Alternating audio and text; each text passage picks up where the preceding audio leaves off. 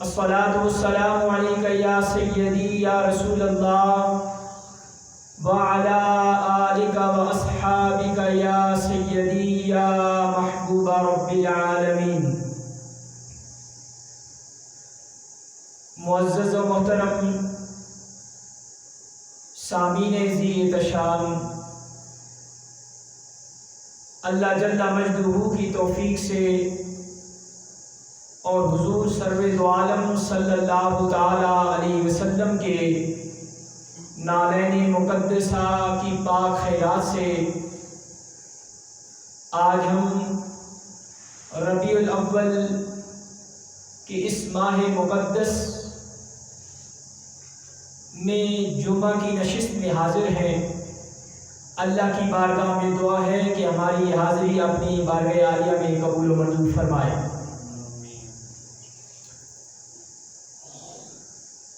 ایک جگہ پہ شاعر کچھ لکھتا ہے کہ نور سرکار نے ظلمت کا بھرم توڑ دیا۔ یہ حضور پیر نصیر الدین نصیر ملت کی اشعار ہیں کہ نور سرکار نے ظلمت کا بھرم توڑ دیا، کفر کافور ہوا، شرک نے دم توڑ دیا۔ دست قدرت تیرے اس حسن نگارش پہ نثار، نام وہ لوح پہ لکھا کہ قلم توڑ دیا۔ حضور صلی اللہ تعالی وسلم کی شان اقدس کوئی آج سے نہیں یا چند صدیوں پہلے سے نہیں بلکہ ازل سے خود رب کائنات آقا علیہ السلام کی عظمتوں، رفتوں، آپ کی شانوں کا ذکر فرما رہا ہے۔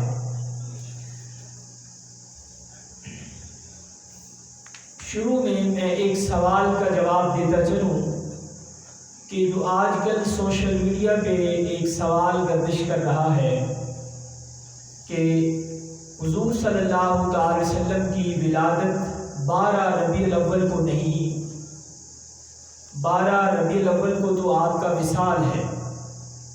یہ ایک بہت ہی غلط تصور ہے اور جہالت پر مبنی یہ سوال ہے۔ جو شخص یہ اس طرح کا سوال لکھتا ہے یا کرتا ہے، میں سمجھتا ہوں کہ اس کا تاریخ سے، قرآن اور حدیث سے دور کا بھی واسطہ نہیں ہے۔ اس نے نہ سیرت کو پڑھا ہے، نہ حدیث کو پڑھا ہے، نہ تاریخ کو پڑھا ہے۔ ولادت مصطفیٰ صلی اللہ علیہ وسلم 12 ربیع الاول ہی ہے، جبکہ تاریخ وصال 12 ربیع الاول نہیں ہے۔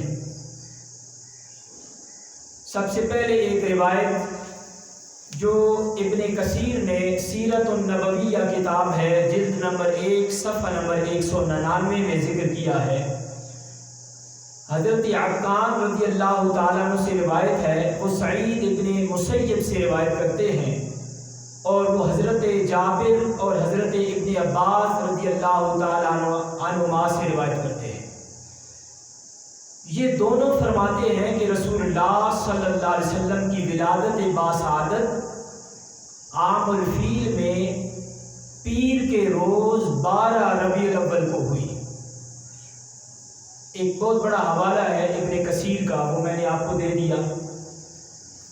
اس کے ساتھ ہی اگر مزید دیکھا جائے تو سیرت النبویہ ابن ہشام دوسرے امام ہیں بہت معتبر، ان کی جلد اول صفحہ نمبر 181 پر وہ قول درج کرتے ہیں کہ محمد ابن اسحاق اور امام ابن ہشام وہ کہتے ہیں ولد رسول اللہ صلی اللہ علیہ وسلم یوم الاثنین لاثنتی عشر لیلۃ خلت من شہر ربیع الاول عام الفیل۔ وہی پہلے والا قول کہ عام الفیل کے سال 12 ربیع الاول کو حضور صلی اللہ تعالی علیہ وسلم اس دنیا میں تشریف لائے۔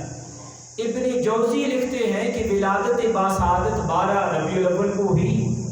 کتاب کا نام الوفا ہے، جلد نمبر 1 ہے، صفحہ نمبر 90، اور دوسری کتاب سبل الہدی۔ یہ شعب الایمان بیہقی امام ابن حجر کی کتاب الغمۃ الکبریٰ، امام حاکم کی کتاب مستدرک، امام برہان الدین کی الحلبی، امام ابن حبان اور امام سخاوی جیسے معتبر چوٹی کے ائمہ نے اپنی اپنی کتابوں میں یہی عبارت لکھی ہے کہ حضور سرور کائنات صلی اللہ علیہ وسلم 12 ربیع الاول کو اس دنیا میں تشریف لائے۔ اگر مزید حوالے دیے جائیں تو وقت چونکہ درکار ہے، تو اس سے یہ بات واضح ہو گئی کہ حضور صلی اللہ علیہ وسلم 12 ربیع الاول کو اس دنیا میں تشریف لائے۔ دوستان محترم، عام دنیا کا دستور ہے کہ جب انسان کو اسے کوئی نعمت ملتی ہے تو وہ نعمت کے ملنے پر شکر ادا کرتا ہے۔ ہم اپنی نجی زندگی میں دیکھیں کہ اگر ہمیں کوئی اللہ پاک نعمت عطا کرے، جیسے کہ بیٹے کی نعمت ہے، پوتے کی نعمت ہے، بھانجے کی بھتیجے کی نعمت ہے، اللہ عطا کرے، تو اس نعمت کے ملنے پر کیا ہم خوش نہیں ہوتے؟ خوش ہوتے ہیں۔ اب اس ایک تو ہم خود خوش ہوتے ہیں، پھر ہم چاہتے ہیں کہ اس خوشی میں دوسرے لوگوں کو شریک کریں۔ دو چیزیں ہیں یہاں پر، خوش ہونا اور خوشی میں رشتہ داروں کو شریک کرنا، دوست احباب کو شریک کرنا، اس میں اس خوشی کا اظہار ہوتا ہے کہ دیکھیں جی اللہ نے مجھے نعمت عطا کی ہے، آپ بھی آئیں، ہم اکٹھے مل بیٹھ کے ایک جو ہے مجلس کا اہتمام کرتے ہیں، تو اس میں کھانا مل کے کھا لیتے ہیں، تو ایک خوشی کا اظہار ہو جائے گا۔ ہم ایسی دعوت دیتے ہیں کہ نہیں؟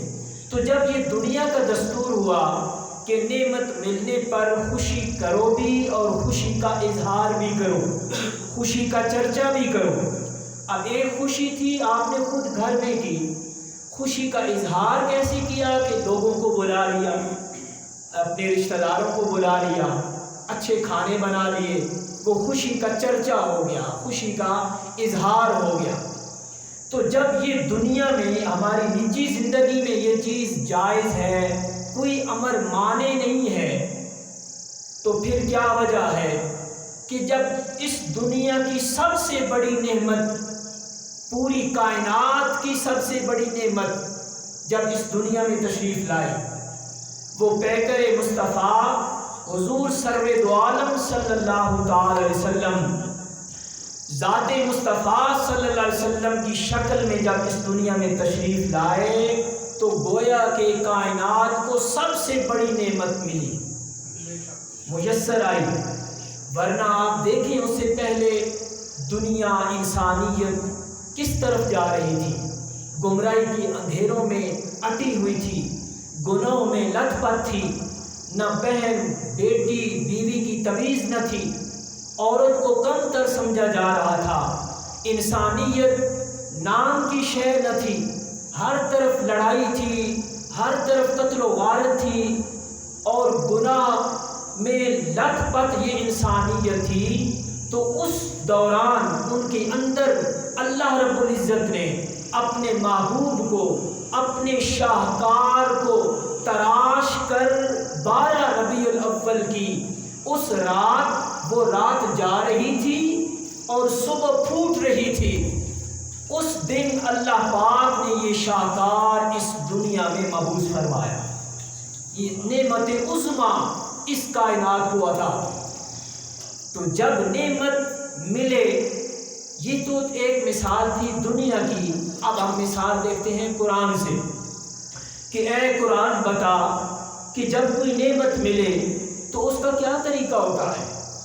تو قرآن نے کہا یا بنی اسرائیل اذکروا نعمتی التی انعمت علیکم، جب اے بنی اسرائیل جو میری نعمتیں تمہارے اوپر ہوئی ہیں، بنی اسرائیل پر، ان کا تم ذکر کیا کرو۔ قرآن کیا کہہ رہا ہے؟ تھوڑا میرا ساتھ دیں گے، ان کا ذکر کیا کرو۔ یا بنی اسرائیل اذکروا، یعنی اذکروا तमन्नत ذکر کرنا, اس کا ذکر کیا کرو نعمتوں کا جو نعمتیں تمہارے اوپر میں نے نازل کی ہیں. پھر دوسری جگہ پہ فرمایا سورہ آل عمران آیت نمبر 103 میں فرمایا وَاذْكُرُوا نِعْمَةَ اللَّهِ عَلَيْكُمْ, جو اللہ نے تمہارے اوپر نعمتیں کی ہیں اس کا کیا کیا کرو, ذکر کیا کرو, اس کا ذکر کیا کرو. اِذْ كُنْتُمْ أَعْدَاءً فَأَلَّفَ بَيْنَ قُلُوبِكُمْ فَأَصْبَحْتُمْ بِنِعْمَتِهِ إِخْوَانًا. وہ نعمتیں جو میں نے تمہارے اوپر کی ہیں, تم پہلے آپس میں دشمن تھے. فَأَلَّفَ بَيْنَ قُلُوبِكُمْ, وہ جب نعمت آ گئی اس نعمت کے ملنے پر تمہارے دل ایک دوسرے سے ملنے لگے, تم ایک دوسرے سے قریب ہو گئے. فَأَصْبَحْتُمْ بِنِعْمَتِهِ إِخْوَانًا, اور اس نعمت نے یہ کیا کہ تم دشمن تھے, اس نے بھائی چارے کی فضا قائم کر دی. اس نعمت کے آنے پر تم آپس میں بھائی بھائی بن گئے. تو جب وہ نعمت ملے اس پر خوشی منایا کرو.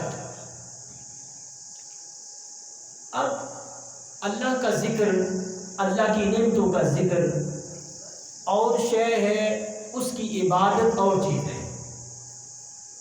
عبادت و بندگی اور شے ہے, اس کی نعمتوں کا ذکر عبادت کی شکل میں بھی ہو سکتا ہے اور ان نعمتوں کو یاد کر کے بھی ہو سکتا ہے, جیسے نماز ہے, روزہ ہے, حج ہے, فرض عبادات ہیں, نفلی عبادات ہیں, صدقہ و خیرات ہے, بے سہارا لوگوں کی مدد ہے, یتیموں بچوں کے سر پر ہاتھ رکھنا ہے, ان کی کفالت کرنی ہے, نیکی کا حکم دینا ہے. یہ ساری عبادات کی شکل میں اللہ کا شکر ادا کرنے کے ضمن میں آتی ہیں یہ چیزیں. لیکن یہاں پر پھر ایک سوال پیدا ہوا کہ تحدیث نعمت یعنی نعمت کے ملنے پر اس کا اظہار کیسے کیا جائے, نعمت کا اظہار کیسے کیا جائے. ایک مثال ہوتی ہے کہ خود بھی بندہ خوشی منائے اور دوسروں کو بھی اس خوشی میں شریک کر لے. اللہ فرماتا ہے وَأَمَّا بِنِعْمَةِ رَبِّكَ فَحَدِّثْ, اور اپنے رب کی نعمتوں کا خوب تذکرہ کیا کرو, خوب ذکر کیا کرو, خوب چرچا کیا کرو. اب چرچا نعمتوں کا, ایک نعمت کا ذکر تھا, اب نعمت کے چرچے کی بات ہے. فرمایا جب نعمت کے ذکر کی بات آئے تو نعمت کے ذکر کے سلسلے میں میری عبادت کیا کرو, مجھے یاد کیا کرو. لیکن جب نعمت کے چرچے کی بات آئے تو اس سلسلے میں مخلوق کے اندر, میری انسانیت کے اندر, لوگوں کے اندر, گلی محلہ میں جو رہنے والے لوگ ہیں, جو پوری بستی میں رہنے والے لوگ ہیں, ان کے اندر جا کر میری نعمت کا چرچا کیا. یہ فرق آ گیا. ایک اس کا ذکر وہ انسان کا فردن بھی ہو سکتا ہے, اجتماعی بھی ہو سکتا ہے. اللہ کے حضور بیٹھ جائے, اس کا ذکر کرے, فردن کرے یا مجلس میں کرے, وہ تو اللہ کے ساتھ ہو گیا. لیکن اس نعمت کا چرچا جب کرنا ہے تو وہ مخلوق کے ساتھ کرنا ہوگا, وہ اللہ کے بندوں کے ساتھ اس نعمت کا چرچا کرنا ہوگا. تو فرمایا فَاذْكُرُونِي أَذْكُرْكُمْ وَاشْكُرُوا لِي وَلَا تَكْفُرُونَ, تم میرا ذکر کرو, میں بولے تمہارا ذکر کروں گا. اب وہ ذکر کی بات ہے نا, اے مولا میں تیرا ذکر کرتا ہوں, جواب آتا ہے بندے میں تیرا ذکر کروں گا, تو میرا ذکر کرے گا, میں تیرا ذکر کروں گا. وَاشْكُرُوا لِي وَلَا تَكْفُرُونَ, اور تو میرا شکر بھی ادا کرتا رہے. جوں جوں تو ذکر کرتا چلا جائے گا میں اس کے بدلے میں تیرا ذکر کرتا چلا جاؤں گا. اگر فردن کرے گا تو میں اکیلے ذکر کروں گا, مجلس میں کرے گا تو میں اس سے اعلیٰ مجلس فرشتوں کی, اس میں تیرا ذکر کروں گا. یہ تو بات تھی ذکر کی. اب فرق یہ ہے کہ اللہ کی نعمت کا ذکر اس کی بندگی کرتے ہوئے, اس کا شکر کرتے ہوئے کیا جا سکتا ہے, مگر اللہ کی نعمت کا چرچا جب کرنا ہو, فرمایا بندے پھر میرے ذکر کے ساتھ میرے بندوں کو بھی بھی ساتھ شامل کر لے، ان کو بھی اس نعمت کے چرچا کرتے ہوئے اس نعمت کا اظہار کیا کر، وہ میری نعمت کا چرچا ہوتا چلا جائے گا۔ اب اس کا چرچا مولا کیسے کرے، اظہار کیسے کرے؟ فرمایا وہ اب اس کا طریقہ آپ دیکھ لیں، لیکن یہاں رک کر ہم ایک اور چیز سمجھتے ہیں کہ یہ نعمت کون سی نعمت ہے جو ہمیں ملی ہے؟ یہ کیا کون سا اللہ کا فضل ہے یا اللہ کی رحمت ہے؟ فرمایا قل بفضل اللہ، سورہ یونس کی آیت نمبر 58 ہے۔ قل بفضل اللہ، جب اے میرے محبوب آپ فرما دیں بفضل اللہ کہ جب اللہ کا فضل ہو جائے، وبرحمتہ اور اس کی رحمت آ جائے، فبذالک فلیفرحوا، تو اے میرے بندو میرا فضل اور میری رحمت جب تمہیں آ جائے، تمہیں ملے، تو اس پر خوب خوشیاں منایا کرو۔ ذرا بول دے سبحان اللہ۔ کیا میں نے عرض کی کہ جب اللہ کا فضل اور اس کی رحمت آ جائے تو اس کے ملنے پر خوب خوشیاں منایا کرو، فلیفرحوا۔ اب جب یہ چیز ہم اللہ کا فضل اور اس کی رحمت کو دیکھتے ہیں، اس پر تھوڑی سی تحقیق ذرا سماعت فرمائیے۔ حضرت ابن عباس رضی اللہ تعالی عنہما اس آیت کی تفسیر میں لکھتے ہیں کہ فضل کیا ہے اور رحمت کیا ہے، اللہ کا فضل کون سی شے ہے اور اللہ کی رحمت کون سی شے ہے۔ وہ یہ تفسیر میں بتاتے ہیں کہ اللہ کا فضل اور اللہ کی رحمت وجود مصطفیٰ ہے۔ یہ ہمیں تفسیر سے ملا کہ مولا تیرا فضل کیا ہے، تیری رحمت کیا ہے؟ فرمایا کہ میرا فضل بھی میرا محبوب ہے، میری رحمت بھی میرا محبوب ہے۔ سبحان اللہ۔ علامہ زمخشری ایک اور تفسیر کی کتاب الکشاف میں لکھتے ہیں کہ اس سے مراد کیا ہے کہ اللہ نے فرمایا محمد مصطفیٰ کو عطا فرما دیا ہے، وہ ذات مصطفیٰ جو تمہارے اندر آ گئی ہے، وہ ذات، وہ میرا فضل بھی ہے، میری رحمت بھی ہے۔ سبحان اللہ۔ کہ حضور کی ذات کا اس دنیا میں آنا اللہ کا فضل بھی ہوا اور اللہ کی، بولیے اللہ کی، ایک بار پھر کہہ دیں اللہ کی رحمت بھی ہو گئی۔ تو ابن جوزی کہتے ہیں کہ فضل اور رحمت سے مراد بِإِرْسَالِ محمد، کہ اللہ نے جو اپنے نور کو ازل سے بنایا تھا، ازل سے بنا دیا تھا نا آقا علیہ السلام کے نور کو، اسی نور محمدی کو پہلے تخلیق کیا۔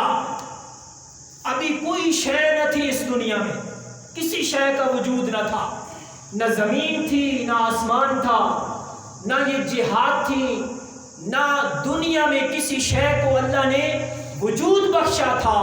بس سب سے پہلے اللہ نے اپنے محبوب کے نور کو پیدا کیا، بس اس نور محمدی سے پھر قلم بنا، پھر لوح محفوظ بنا، پھر فرشتے بنے، پھر آسمان بنے، پھر زمین بنی، پھر پوری کائنات بنتی چلی گئی، پھر انبیاء کی ارواح بھی اسی نور مقدسہ سے بنی۔ گویا کہ ہر نور کی ابتدا نور محمدی ہے۔ تو سب سے پہلے اللہ نے اپنے محبوب کے نور کو ازل سے تخلیق فرما دیا تھا۔ فرمایا ابن جوزی کہتے ہیں کہ اس نور کو اب ایک ذات کی شکل میں، ایک نور مجسم کی شکل میں آقا علیہ السلام کی ذات اقدس بشری لباس پہنا کر اللہ نے اس دنیا میں بھیجا۔ بِإِرْسَالِ محمد، وہ شخصیت، وہ ہستی، وہ بشری لباس پہن کر جب اس دنیا میں تشریف لائے تو وہ اللہ کا فضل بھی ٹھہرے، اللہ کی رحمت بھی ٹھہرے۔ سبحان اللہ۔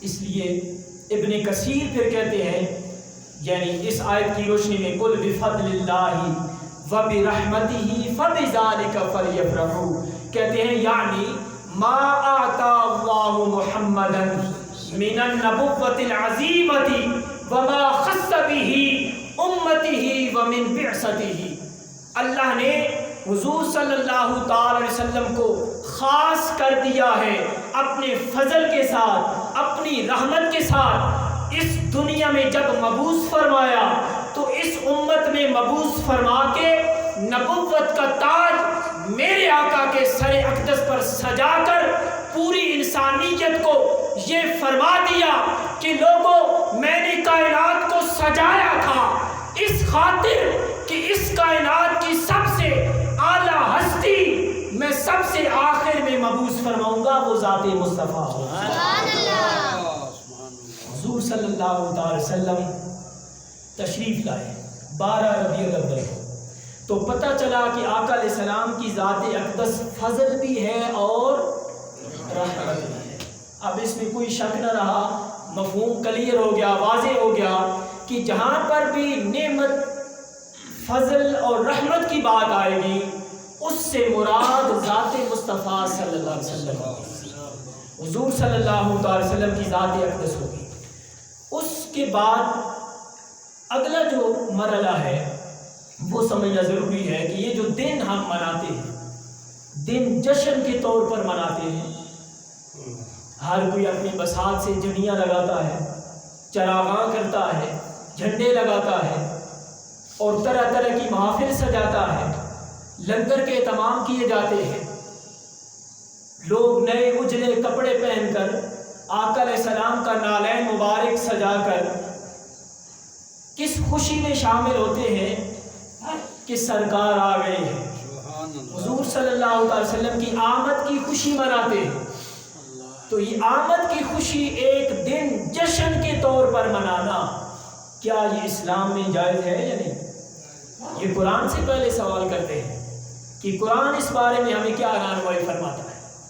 قرآن کو جب کھولا سورہ انعام آیت نمبر 86 میں فرمایا کہ کسی بندوں کا ذکر، اللہ کے انبیاء کا ذکر ایک دن کے طور پر منانا اور ان کا ذکر کرنا خود انبیاء کی سنت نہیں ہے بلکہ رب کائنات کی سنت ہے، خود اللہ کی سنت ہے کہ اپنے بندوں کا ذکر منایا جائے، اس دن کو سیلیبریٹ کیا جائے، خوشی کے طور پر منایا جائے۔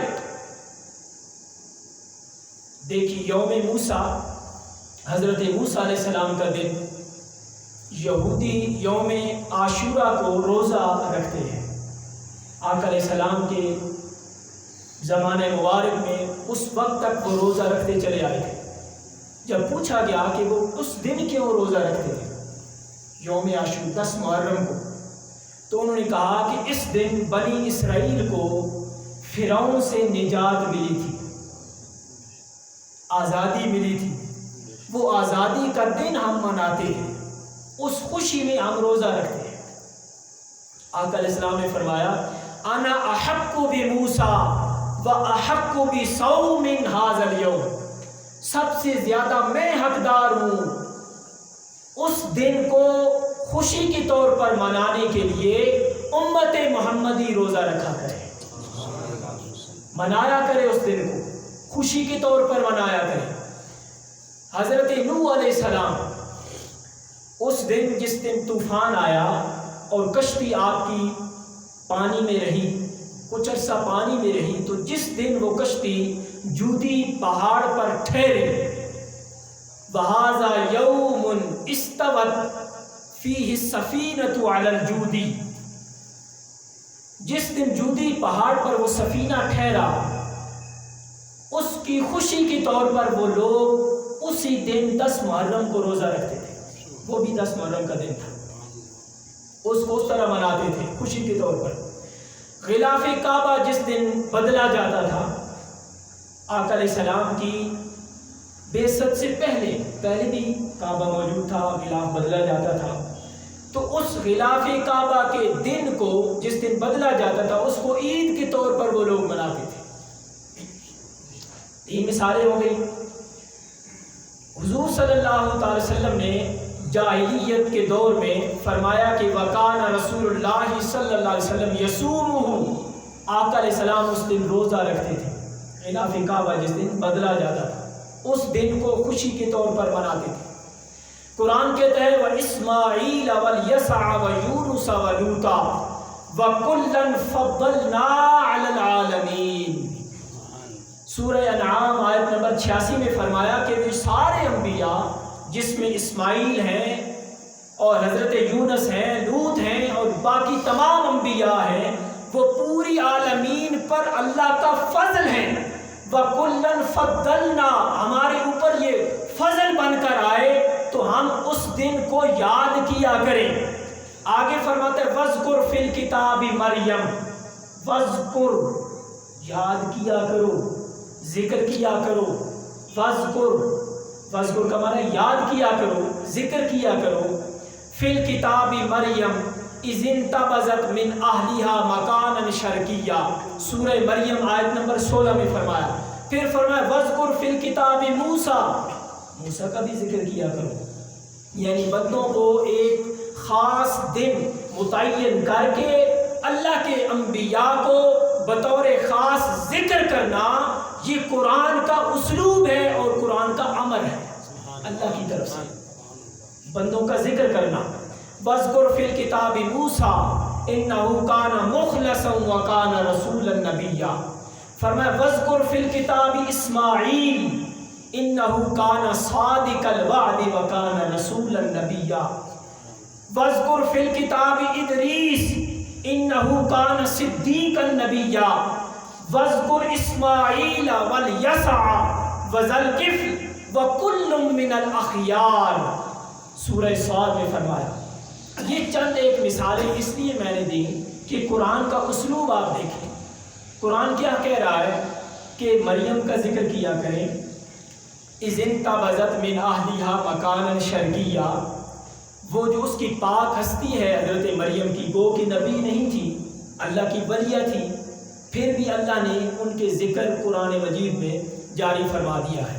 فرمایا ابراہیم کا ذکر کیا کریں، وہ اللہ کے سچے نبی تھے، اور موسیٰ علیہ السلام کا ذکر کیا کریں، اِنَّهُ كَانَ مُخْلَصًا وَكَانَ رَسُولًا نَبِيًّا، وہ رسول بھی تھے، نبی بھی تھے، ان کا ذکر بھی کیا کرو۔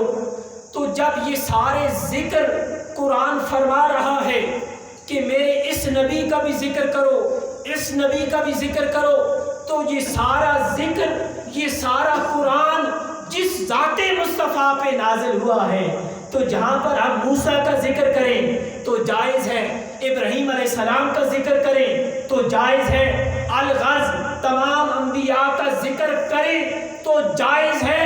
تو کیا وجہ ہے؟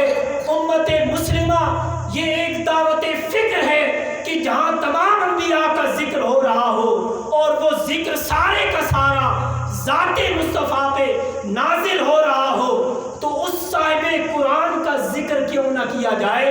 اس کا ذکر تو سب سے بڑھ کر کرنا چاہیے۔ حضور صلی اللہ علیہ وسلم کا ذکر تمام انبیاء کے اذکار سے بڑھ کر کرنا چاہیے۔ تو یہ سنت ٹھہری اللہ رب العزت کی، اور حکم ہوا اللہ کی طرف سے کہ جب کوئی نعمت مل جائے، فضل مل جائے اور اس کی رحمت آ جائے تو اس پر خوب خوب چرچا کیا کر۔ فَلْيَفْرَحُوا کے الفاظ میں نے پڑھے تھے، گھر جا کر مزید تفصیل سے اس آیت کو آپ نے دیکھنا ہوگا۔ 58 نمبر آیت ہے سورہ یونس، کہ جب اللہ کا فضل اور اس کی رحمت آ جائے تو اس پر کیا کیا کرو؟ فَلْيَفْرَحُوا، حالانکہ اللہ یہ بھی فرما سکتا تھا فَلْيَرْكَعُوا، رکوع کیا کرو، فَلْيُصَلُّوا، نماز پڑھا کرو، فَلْيَصُومُوا، روزہ رکھا کرو۔ کئی یہاں پہ الفاظ اللہ پاک لگا سکتا تھا، یہ نہیں فرمایا۔ کہتے ہیں جی میلاد منائیں، نماز بھی پڑھیں، ہم نماز پڑھتے ہیں، بس وہ سیرت اپنانی چاہیے۔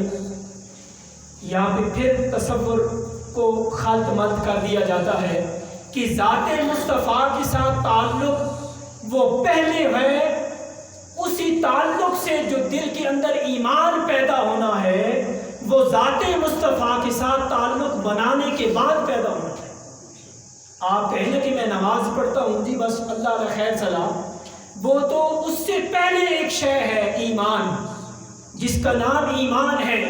وہ ایمان ذات مصطفیٰ کے ساتھ جڑ جانے کا نام ہے، سبحان اللہ، وہ پیدا کرنا ہے حضور کی ذات کے ساتھ۔ قرآن جس طرف اشارہ بار بار فرما رہا ہے، اس لیے فرمایا کہ جب اللہ کا فضل اور اس کی رحمت آ جائے تو کیا کیا کرو جی، ذرا گونج پڑ جائے، کیا کیا کرو؟ خوشی منایا کرو۔ فَلْيَفْرَحُوا، ڈر کیوں رہے ہیں؟ قرآن پاک پڑھ رہا ہوں۔ فرح کا معنی ہوتا ہے خوشی کرنا۔ فَلْيَفْرَحُوا، خوب خوشیاں منایا کرو۔ اس آیت میں مزید تفصیل میں جاتے ہوئے یہاں پر بار بار تاکید فرمائی ہے۔ کل حرف تاکید ہے، بفضل اللہ با حرف تاکید ہے، وا برحمتہ وا بھی حرف تاکید، با بھی حرف تاکید، و برحمتہ، فبذالک فا بھی حرف تاکید، ذالک بھی حرف تاکید، یعنی ہر لفظ کے بعد تاکیداً اللہ پاک بات کو مزید مضبوط مستحکم کرنے کے لیے تاکید فرما کر یہ بیان فرما رہا ہے کہ لوگوں آگے جو ذکر آنے والا ہے اس سے پہلے تاکید لگانا اس لیے ضروری ہے کہ کہیں مغالطے میں نہ پڑ جانا، مغالطے میں نہ پڑ جانا، بلکہ اس پر ایمان رکھتے ہوئے کہ میرا محبوب اس کی ذات جب دنیا میں تشریف لائے فضل بن کر، اللہ کی رحمت بن کر، تو اس پر پھر چیما گوئیاں نہ کرنا، پھر چپکے سے ایک گھر کے کونے میں نہ بیٹھ جانا، بلکہ فرمایا فَلْيَفْرَحُوا، اس پر خوب خوشیاں منانا اور خوشیوں میں چرچا کرتے رہنا، خوشی کا اظہار کرتے رہنا۔ فَلْيَفْرَحُوا هُوَ خَيْرٌ مِّمَّا يَجْمَعُونَ، هُوَ خَيْرٌ مِّمَّا يَجْمَعُونَ، یہ اس سے بہتر ہے جو تم جمع کر کے رکھتے۔ اب ایک اور اگلا مرحلہ جو بہت ہی ایمان افروز ہے بات، وہ میں آپ کے لیے بڑی ریسرچ کے ساتھ اور بڑے مطالعے کے بعد میں آپ کے سامنے رکھنے لگا۔ بڑی توجہ سے یہ سنیے گا کہ ہمیں 1400 سال گزرنے کے بعد یہ نعمت کا ہم شکر ذکر اور چرچا کر رہے ہیں۔ 14 سال گزر گئے نا کم و بیش، ہم اب ہماری زندگیوں میں اللہ رب العزت نے توفیق بخشی تو حضور کی ولادت کی خوشی منا رہے ہیں۔ اس سے ایک اور اگلی بات عرض کروں، یمن کا ایک بادشاہ گزرا ہے جس کا نام تھا طبع حمیری۔ طبع حمیری بادشاہ گزرا ہے جو یمن کا تھا۔ وہ حضور صلی اللہ علیہ وسلم کی ولادت سے 1000 سال پہلے ہوا ہے، ولادت سے 1000 سال پہلے۔ ہمیں کتنا عرصہ بیت گیا ہے ولادت کے؟ 1400 سال، یعنی 1000 سال سے بھی 4 صدیوں اور زیادہ۔ یہ بادشاہ حضور کی ولادت سے پہلے کا ہوا ہے۔ موازنہ میں اس لیے کروا رہا ہوں کہ ہمارے سامنے تو کوئی چیز ہے نا، ہمارے سامنے سیرت رسول ہے، ہمارے سامنے قرآن مجید ہے، ہمارے سامنے دین اسلام ہے، جس کی روشنی میں ہم حضور صلی اللہ تعالی وسلم کے فضائل پڑھتے ہیں، سنتے ہیں، عمل کرتے ہیں، میلاد کا چرچا پڑھتے ہیں، سنتے ہیں۔ یہی ذرائع ہے نا، قرآن ہے، حدیث ہے، سیرت ہے، دین کا مواد ہے۔ لیکن اس بادشاہ کے سامنے تو کوئی شے نہ تھی۔ اب سنیے، وہ 1,32,000 سوار لوگوں کو یمن سے لے کر نکلا، اس کے ساتھ پیادہ لوگ بھی تھے، اس کے ساتھ 400 عظیم المرتبت علماء بھی تھے۔ وہ یمن سے نکل کر مکہ جاتا ہے۔ جب وہ مکہ پہنچا تو اس نے دیکھا کہ مکہ میں میرا کسی نے استقبال نہیں کیا۔ اس نے اپنے لوگوں سے پوچھا کہ اس کی کیا وجہ ہے؟ انہوں نے کہا کہ یہاں پر اللہ کا گھر ہے بیت اللہ ہے اور ہر وقت وہاں پہ لوگوں کا اکٹھ ہوتا ہے، کوئی لاکھوں کی تعداد میں لوگ ہوتے ہیں، تو وہ لوگ ادھر مصروف ہوتے ہیں، اس لیے تیرے استقبال میں نہیں آئے۔ اسے بہت غیظ و غصہ ہوا، سلطان تھا، بادشاہ تھا، اس نے کہا کہ میں اس کعبہ کو گرا دوں گا، معاذ اللہ، منہدم کر دوں گا، کھدوا دوں گا، یہ الفاظ بولے۔ اس کی فوری بات اس کے آنکھوں سے، منہ سے، کانوں سے، ناک سے خون بہنے لگا، خون بہنا شروع ہو گیا۔ تو اسے کسی نے بتایا کہ تو نے یہ جملے بولے ہیں، اس لیے یہ اللہ کی طرف سے گرفت آئی ہے، تو اس بیماری میں مبتلا ہو گیا ہے۔ بھر کے اس نے توبہ کی، وہ بیماری اس کی رفع ہو گئی۔ اس نے خوشی میں آ کر یہ کہا کہ میں اس کعبہ پر غلاف چڑھاؤں گا، اس کی بیماری کی جانے کی وجہ سے خوشی میں اس نے کعبہ پر غلاف چڑھایا۔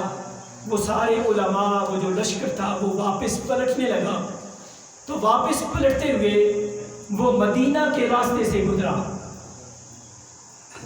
اس وقت مدینہ نہیں تھا، یثرب تھا، 1000 سال پہلے۔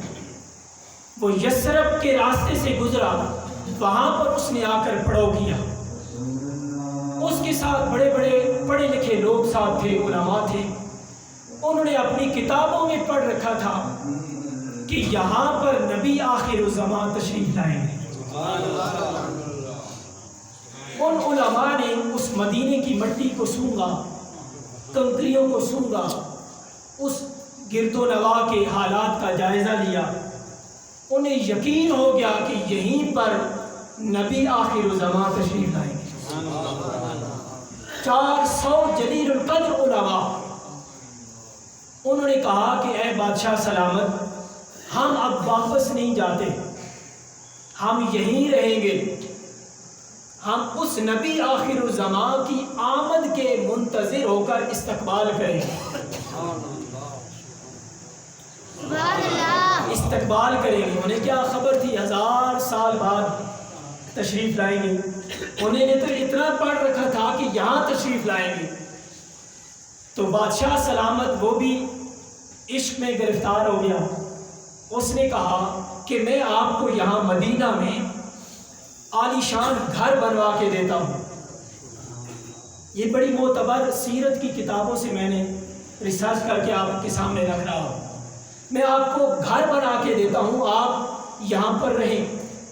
اور ان میں سے ایک عالم ربانی تھا جو بڑا عالم تھا، اس کو 2 منزلہ گھر بنا کے وہاں پہ دیا، جسے یثرب کہتے ہیں۔ وہ اپنی سلطنت کی مصروفیت کی وجہ سے واپس چلا گیا، لیکن جانے سے پہلے اس نے ایک کام کیا، وہ قابل توجہ ہے۔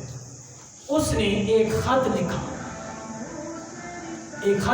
خط میں کیا لکھتا ہے کہ کم ترین مخلوق طبع خمیری کی طرف سے رسول اللہ صلی اللہ علیہ وسلم کی طرف، جس طرح ہم لکھتے ہیں نا میری طرف سے فلاں، اس نے اپنے نام کا ذکر کیا اور حضور صلی اللہ علیہ وسلم کو مخاطب کیا۔ خط میں لکھا کہ یا رسول اللہ صلی اللہ علیہ وسلم، میں آپ پر ایمان لے آیا ہوں۔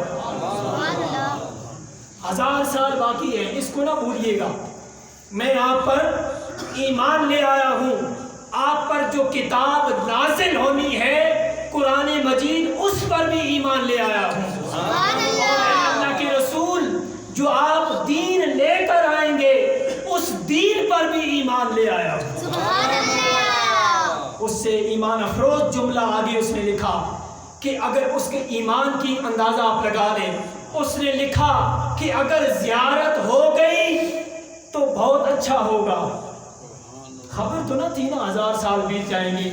اگر زیارت ہو گئی میرے آقا آپ کی تو میرے لیے یہ بڑی اعزاز کی بات ہوگی۔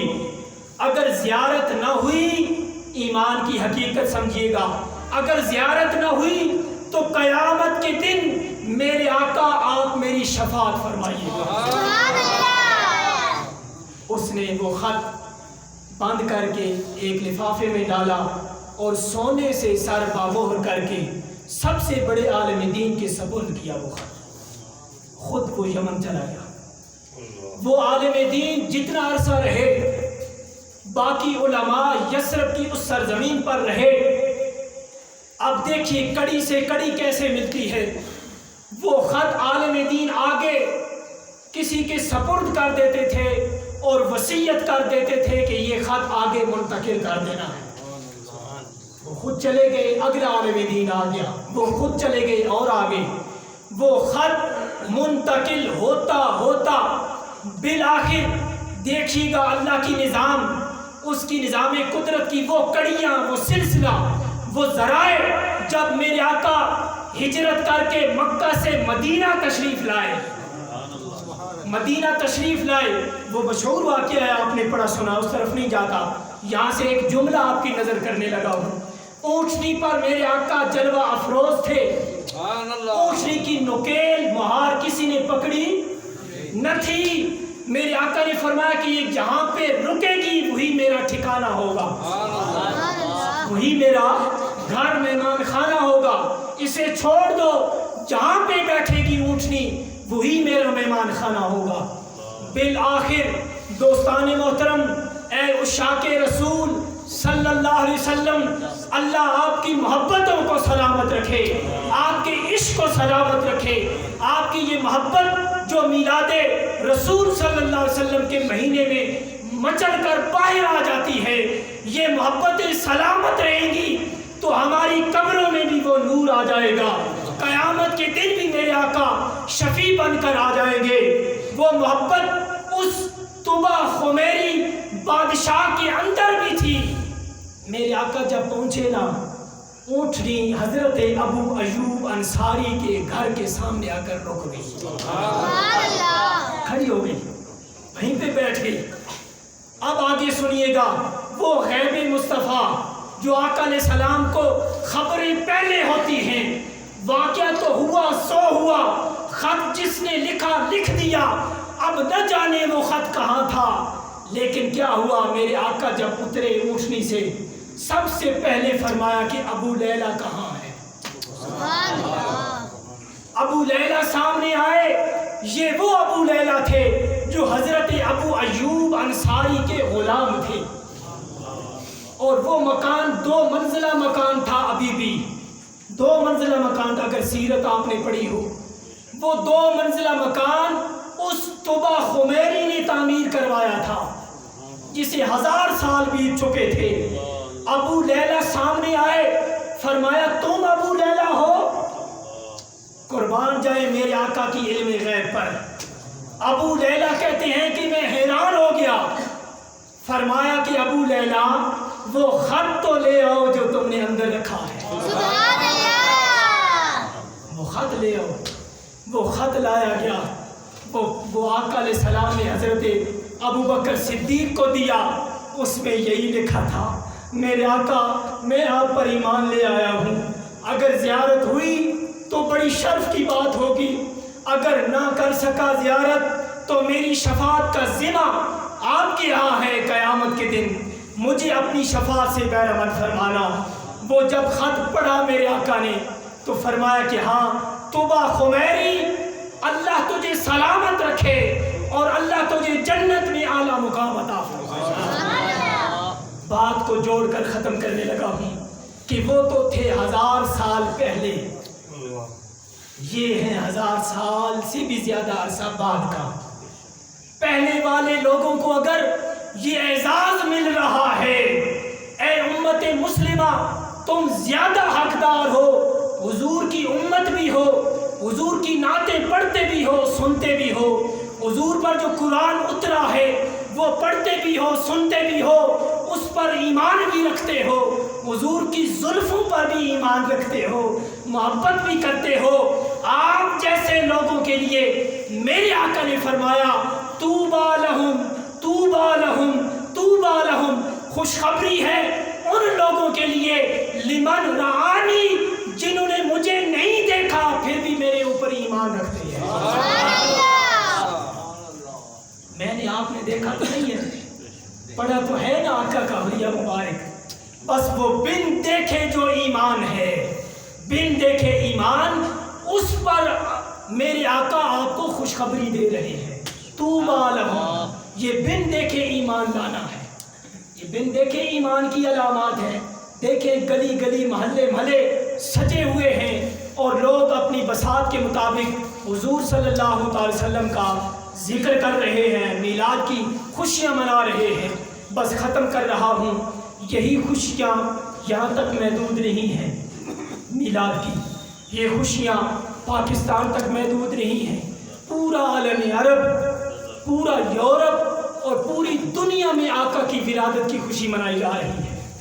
اسی سلسلے میں عالمی میلاد کانفرنس مینار پاکستان لاہور، جو ہر سال بڑی جوش و خروش کے ساتھ عالمی سطح پر منائی جاتی ہے، زیر اہتمام تحریک منہاج القرآن انٹرنیشنل ہوتا ہے، وہ آج اس دور میں بھی اور اس دفعہ بھی عالمی میلاد کانفرنس 11 اور 12 ربیع الاول کی درمیانی شب بڑے عظیم سطح پر منائی جا رہی ہے، جس میں عرب سے بڑے بڑے شیوخ تشریف لا رہے ہیں اور پوری دنیا سے بڑے شیوخ نامور علماء تشریف لا رہے ہیں۔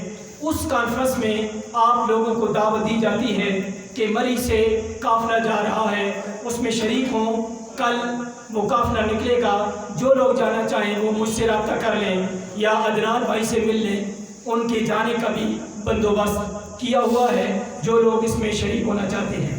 اس سے اگلی گزارش، ابھی آج جمعہ کی نماز کے بعد یہاں پر اسی طرح جشن میلاد مصطفیٰ صلی اللہ تعالی وسلم کی خوشی میں جلوس نکالا جا رہا ہے۔ یہ میں نے سارا عرض اسی لیے کیا کہ خوشی خود منانا اور شے ہے، خوشی کا چرچا کرنا، خوشی کا اظہار کرنا یہ اور شے ہے۔ اس خوشی کے اظہار میں ہم سب کو شامل ہو جانا چاہیے۔ جس طرح مدینہ کے لوگوں نے خوشی منائی تھی، عورتیں بچے بوڑھے مدینہ سے نکل آتے اور نعرہ لگاتے، ھذا محمد طلع البدر علینا من ثنیۃ الوداع وجب الشکر علینا ما دعا للہ داعی۔ وہ مدینہ کے لوگ جھنڈے اٹھا کر نعرے لگا کر حضور کی آمد کی خوشی مناتے تھے، اس لیے آج ہمیں بھی چاہیے کہ حضور کی آمد کی خوشی منائیں۔ جلوس کی شکل میں اہتمام کیا ہے اہل علاقہ نے، یہاں پر پچھلی مسجد سے وہ جلوس شروع ہوگا، جو لوگ وہاں جانا چاہیں وہاں سے شامل ہو کر آگے آ جائیں، جو لوگ یہیں سے شامل ہونا چاہتے ہیں گاڑیاں ہوں گی اس میں بیٹھیں، جلوس آگے جائے گا، اس میں آپ بڑے باادب طریقے سے ادب کو ملحوظ خاطر رکھنا ہے، کہیں یہ خوشی مناتے مناتے اللہ معاف کرے اللہ معاف کرے بے ادبی نہ ہو جائے۔ حضور کی بارگاہ میں ادب و احترام کے ساتھ اس خوشی میں ضرور شریک ہوں، اور بعد میں لنگر کا بھی اہتمام ہے۔ اللہ رب العزت ہم سب کا حامی ناصر ہو۔ ایک دو چیزیں اور چھوٹی سی کہ یہاں پر آپ کے علم میں ہے کہ منہاج اسلامک سینٹر میں پچھلے 3 ماہ سے سلائی کی کلاس ہو رہی